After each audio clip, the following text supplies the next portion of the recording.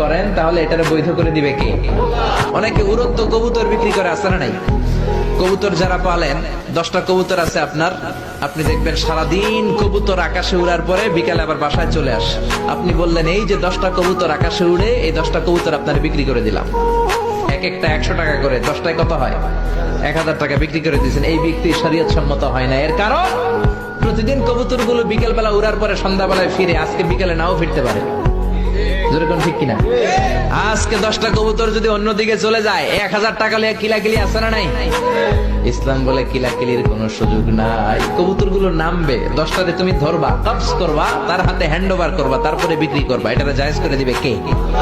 এরপরে পুকুরের মধ্যে মাছ থাকা অবস্থায়